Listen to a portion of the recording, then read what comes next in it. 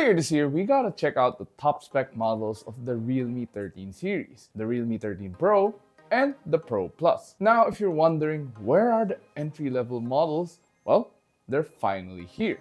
Meet the Realme 13 5G, which is the base model of the Realme 13 series. In comparison to the Realme 13 Pro series, which was a bit more camera-centric, this line is all about performance. In other words, this device is slated to be a budget-friendly yet reliable offering under the mid-range segment. While it does sacrifice some camera performance for a bit more affordable price, it still packs a punch, well, that's at least on paper. Some of its key features include a Dimensity 6300 chipset, a sizable 5000 mAh battery, and a large 6.72-inch display. But just what do you get with this phone and how does it perform in a more real-life scenario? Well, I'm Jose from Yugatech, and let's find out in this review of the Realme 13.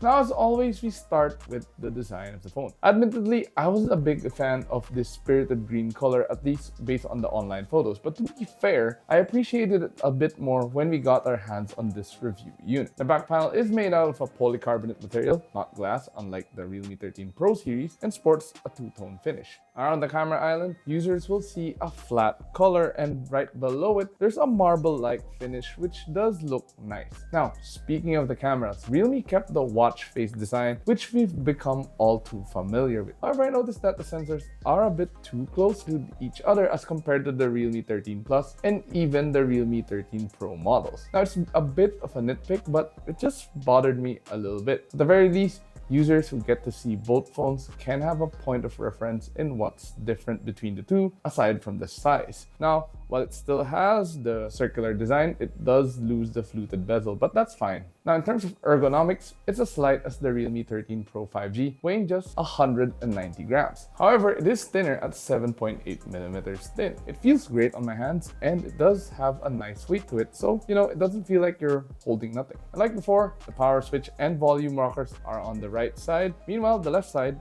is clean. At the bottom, you get one of the two loudspeakers, the USB-C port, and surprisingly, a 3.5mm audio port. At the top, you will find the SIM tray and the secondary microphone, along with the other loudspeaker, which is embedded near the earpiece. Now, I'm surprised this phone still comes with a 3.5mm audio jack, since that feature was removed on the Realme 13 Pro series. Now, nonetheless, it's still a big win for people who still like using wired earphones. Overall, I'm still torn between the design of the back panel as compared to the Realme 13 Pro and Pro Plus, especially with the lack of the fluted bezel. Specifically, I'm not a fan of how the back panel's design turned out to be with the two-tone design. However, I do feel like it's colorway specific. Now, there is another color which you can get which is a bit more darker, and I think that one works better, and you'll see it right now. For this color though, it doesn't feel like it lives up to the Realme streak of offering devices that feel premium, or at least look very premium.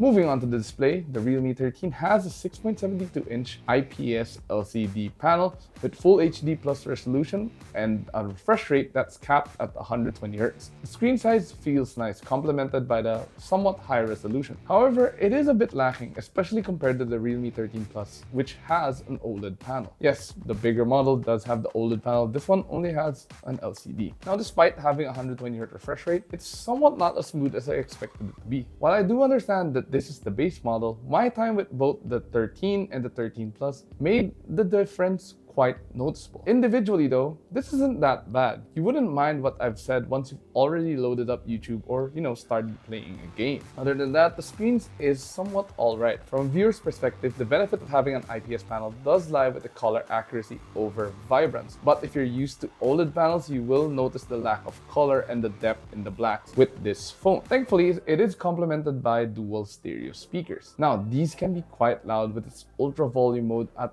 200%, but personally, I wouldn't recommend going that high. At that point, the audio peaks in a very unpleasant manner, and personally, I would recommend users stay at around 170 to 180% max or even lower to keep the audio loud, clear, and more importantly, enjoyable. In terms of the cameras, I find it interesting that the Realme 13 5G sports only dual rear cameras. That's because, for reference, the Realme 12 5G had a triple camera system led by a 108 megapixel main shooter, which compared to this phone, seems like a downgrade. In comparison, the Realme 13 only sports a 50 megapixel main shooter with OIS paired with a 2 megapixel depth sensor. Now don't be fooled, even though this looks like a triple rear camera, it's only a dual. As for the front, you get a 16 megapixel camera for selfies and such. So why is Realme downsizing on sensors? I wouldn't blame you guys for thinking the same, since the camera enclosure looks like it does have 3 shooters, which is the same as before. But the more important question is this though. How well does it capture images?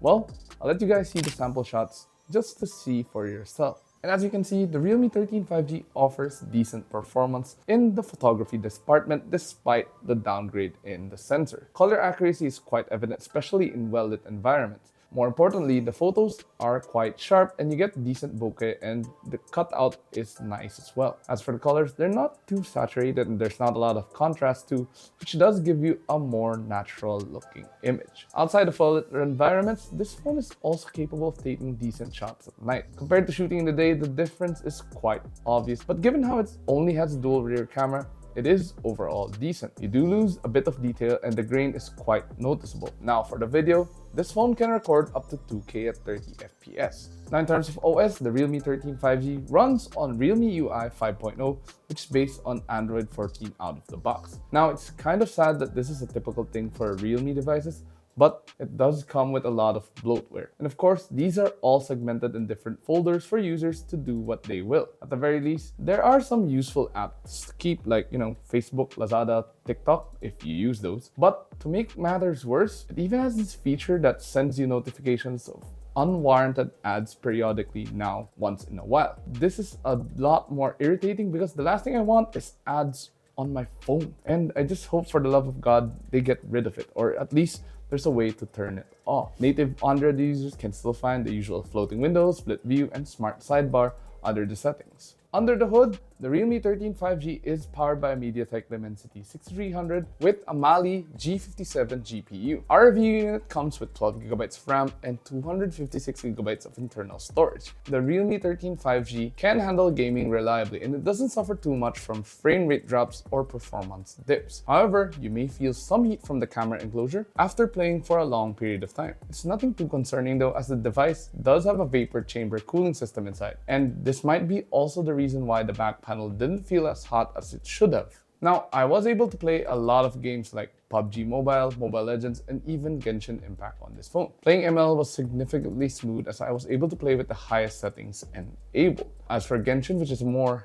resource-heavy game, it did pretty decently as well. I'd recommend users to stick to medium graphics though, especially if you're playing Genshin. While the phone can run the highest graphics settings available, you will notice the occasional frame rate drops once in a while. And as usual, we'll leave the Realme 13's benchmark scores here for those of you who are interested in the numbers.